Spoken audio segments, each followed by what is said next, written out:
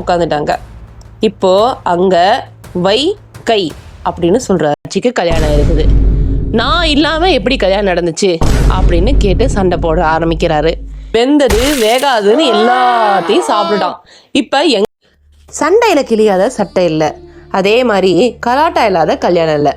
அப்படிதான் நம்ம மீனாட்சி சுந்தரேஸ்வரர் கல்யாணத்துலேயும் நிறையா கலாட்டா நடக்குது. சரி வாங்க அந்த கதைக்குள்ளே போகலாம். இது மீனாட்சி சுந்தரேஸ்வரர் பாகம் 4.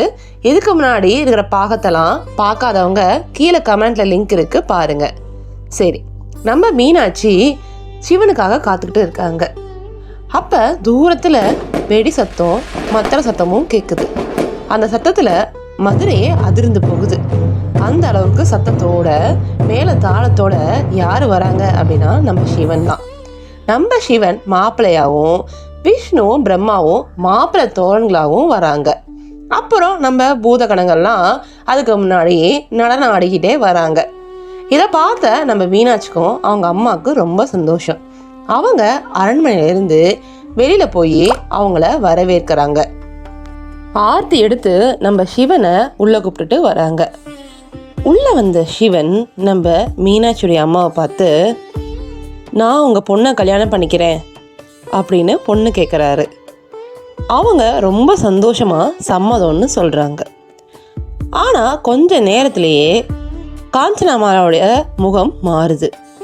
அது ரொம்ப வாடி போகுது. இதை பார்த்த நம்ம பிரம்மா, என்னாச்சு, ஏன் உங்கள் முகம் வாடி இருக்கு அப்படின்னு கேட்குறாங்க. அதுக்கு காஞ்சனாமாலை சொல்கிறாங்க, இல்லை மீனாட்சிக்கு அப்பா இல்லை, அது மட்டும் இல்லாமல் அண்ணனும் யாரும் இல்லை, தம்பியும் இல்லை, பெரியப்பா பசங்க சித்தப்பா பசங்கன்னு யாரும் இல்லை, இவன் ஒத்த பொண்ணு. இப்போ கல்யாணம் பண்ணி கொடுக்கணும் அப்படின்னா அதுக்கு கன்னியாதானம் பண்ணி கொடுக்கணும்ல, அதுதான் கொஞ்சம் வருத்தமாக இருக்குது அப்படின்னு சொல்கிறாங்க. இதை கேட்ட விஷ்ணு உடனே, என்ன சொல்கிறீங்க, அண்ணன் நான் இருக்கேன், நான் செய்வேன் அப்படின்னு சொல்கிறாரு. உடனே நாரதர் வந்து கம்முன்னு இல்லாமல் விஷ்ணு பகவான்கிட்ட, சொன்னால் மட்டும் பத்தாது பெருமாளே, அதுக்கேற்ற மாதிரி சீர் செய்யணும், செய்வீங்களா அப்படின்னு கேட்குறாரு. அதுக்கு நம்ம பெருமாளோ, என்ன நாரதரே இப்படி சொல்கிறீங்க, அந்த உலகத்துக்கே செல்வத்தை வாரி வழங்குற மகாலட்சுமியை என்னோட நெஞ்சில் தான் குடியிருக்கிறாங்க. அப்படி இருக்கிறப்ப என் தங்கச்சிக்கு எப்படி நான் சீர் தராமல் இருப்பேன், சொல்லுங்க என்ன வேணும்னு, எல்லாத்தையும் கொண்டு வந்து வண்டி வண்டியாக இறக்குறேன் அப்படின்னு சொல்கிறாரு. உடனே நாரதரும் வம்புக்கு, ஜவ்வாதும் பட்டாடையும் ஆடை ஆபரணங்களும் வேணும் அப்படின்னு சொல்கிறாரு. அது மட்டுமா, எங்கள் மாப்பிள்ளைக்கு தங்க காசுகள்லேயே நீங்கள் அலங்காரம் செய்யணும் அப்படின்னு கேட்குறாரு. விஷ்ணு, அவ்வளோதானா, இதுவா, இது ஒரு சீருன்னு நீங்கள் கேட்குறீங்களே, இதுக்கு மேலேயே நான் செய்ய போகிறேன், ஆனால் இதெல்லாம் அவர் போட்டுக்கணுமே அப்படின்னு சொல்கிறாரு. இதை பார்த்த மீனாட்சி, ஐயோ மறுபடியும் முதல்ல இருந்தா அப்படின்னு நினச்சிக்கிட்டு, வேண்டாம் வேண்டாம், என்ன தரீங்களோ தாங்க, எதாக இருந்தாலும் சிவன் ஏற்றுக்குவார் அப்படின்னு சொல்லி அந்த வாக்குவாதத்தை முடிக்கிறாங்க. அப்புறம் என்ன, கல்யாண ஏற்பாடெல்லாம் தடபுடலாம் நடக்குது. நம்ம விஷ்ணுவோ சீர் கொண்டு வரதுக்காக கிளம்புறாரு. அவர் சீரை வச்சு ஊர்வலமாக கொண்டு வரணும், அது இந்த மதுரையே பார்த்து மிரண்டு போகணும்னு ஆசைப்படுறாரு. அதனால் ஊர் எல்லையில் இருக்கிற மலைக்கு போகிறாரு. இதை பார்த்த சிவன் நம்ம மீனாட்சி கிட்ட, என்ன மீனாட்சி, உன் அண்ணனுக்கு உன் மேலே இவ்வளோ பாசமா அப்படின்னு கேட்குறாரு. அதுக்கு நம்ம மீனாட்சியோ, ஆமாம் ஆமாம், நீங்கள் என்னை வாட்டிய போதெல்லாம் என்னை வாட விடாமல் தாங்கியவர், நீங்கள் எனக்கு வழி கொடுத்த போதெல்லாம் அதுக்கு மருந்து போட்டவர், வாழ்க்கை என்ன வஞ்சித்த போதெல்லாம் எனக்கு வழிகாட்டியாக இருந்தவர் அப்படின்னு சொல்கிறாங்க. இதை கேட்ட சிவன், போதும் போதும், ஹனுமான் வாளை விட உங்கள் அண்ணன் தங்கச்சி பாசத்துடைய பரிவாரம் அதிகமாக போய்கிட்டே இருக்குது, சரி விடு, ஊரில் இல்லாத அண்ணன் தங்கச்சி தான் நீங்கள் 2 பேரும் அப்படின்னு சொல்கிறாங்க. அப்புறம் அடுத்த நாள் கல்யாண மேடையில் எல்லாம் தயாராக இருக்குது. ஐயர் பிள்ளையார் பிடிக்கிறாரு. ஆனால் பிள்ளையாரோ, நானே இருக்கிறேன், அப்புறம் எதுக்கு இந்த மஞ்சள் பிள்ளையார் அப்படின்னு சொல்லிட்டு அவரே அங்கே வந்து உக்காந்துக்கிறாரு. நம்ம சிவன் எங்கேயும் இல்லாத சிறப்பாக ஜவ்வாது போட்டு பட்டாடை உடுத்தி சுந்தரேஸ்வரரா தான் மனைவிக்காக அவங்க ஆசைப்பட்ட மாதிரி மாறி வராரு மாப்பிள்ளையா. இப்போ வருணன் வந்து பன்னீர் தெளிக்கிறாரு, குபேரன் தங்க காசை பூ மாதிரி தூவுறாரு, வாயு தூபம் போடுறாரு, நம்ம பிரம்மா குடை பிடிக்கிறாரு, இந்திரன் சாமரம் வீசுறாரு. இப்படி மாப்பிள்ளையா மணக்கோலத்தில் வந்து மணமேடையில் உட்காடுறாரு. இப்போ நம்ம பொண்ணு மீனாட்சி தலை நிமிந்து எத்தனையோ ஆண்களை போரில் வீழ்த்தியிருக்கவங்க இன்னைக்கு தான் மணவாளனுக்காக தலை குனிஞ்சி ஆடை அலங்காரத்தோட நாணத்தோட அந்த மேடைக்கு வராங்க. வந்து இப்போ ஐயரு மந்திரம்லாம் ஓதிட்டாரு. தாலி கட்டுற சமயம். தாலி கட்டுறதுக்கு முன்னாடி கன்னியாதானம் பண்ணணும். அதுக்கு நம்ம பெருமாள் வரணும். ஆனால் சீர் கொண்டு போகிறேன்னு போன நம்ம பெருமாள் அங்கே வழியில் வர கள்ளர்களுக்கு எல்லாம் காட்சி கொடுத்துட்ருக்கிறாரு. அங்கே பக்திக்கு மயங்கி அவங்க கொடுக்குற அன்பளிப்பை ஏற்றுக்கிட்டு அவங்களுடைய அன்புலையே மயங்கி போய் இந்த கல்யாணம் அப்படின்றதே மறந்துட்டாரு. இதெல்லாம் மணக்கண்ணில் பார்த்த நம்ம சிவன் தனக்குள்ளே இருந்து ஒரு பெருமாளை உருவாக்குறாரு. அவர் அங்கே மேடைக்கு வராரு, கன்னியாதானமும் பண்ணி கொடுக்குறாரு.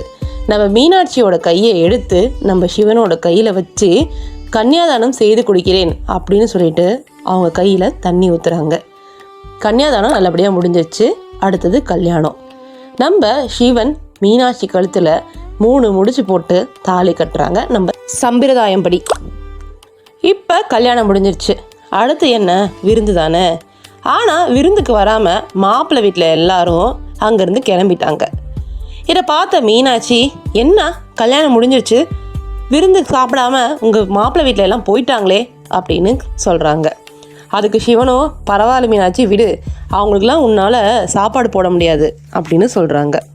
உடனே மீனாட்சி கோவம் வந்துருச்சு.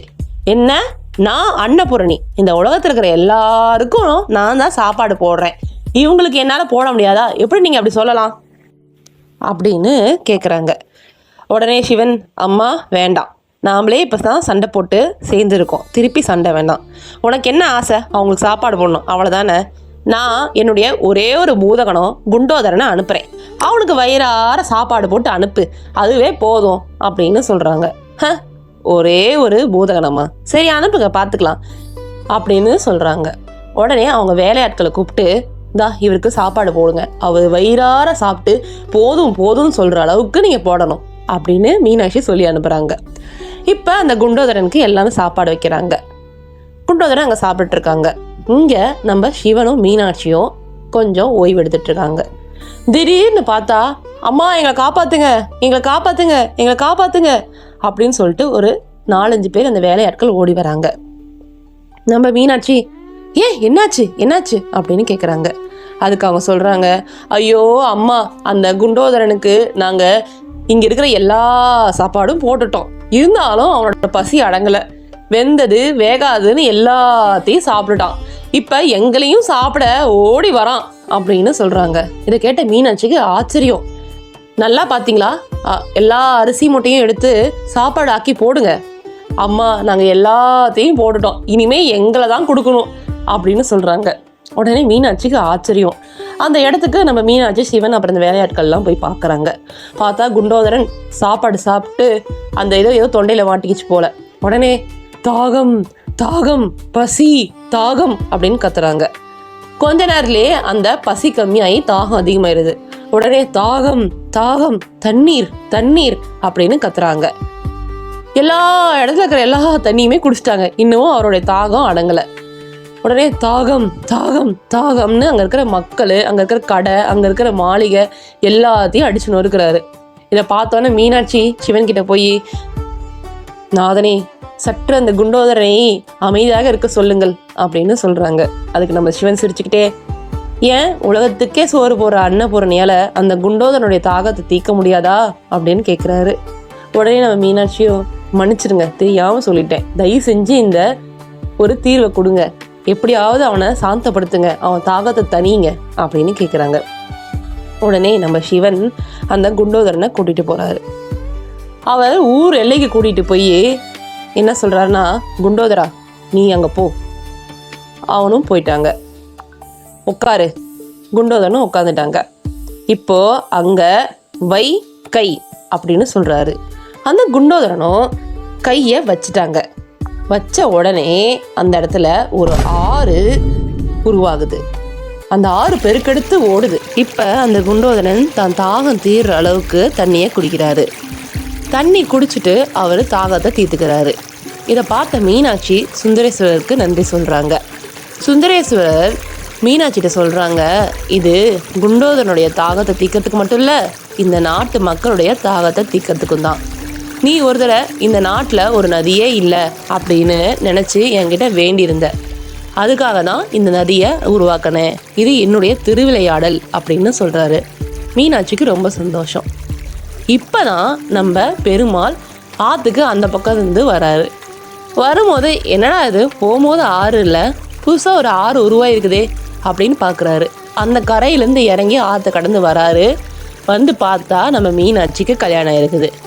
நான் இல்லாமல் எப்படி கல்யாணம் நடந்துச்சு அப்படின்னு கேட்டு சண்டை போட ஆரம்பிக்கிறாரு. இதோட இந்த எபிசோட் முடியுது.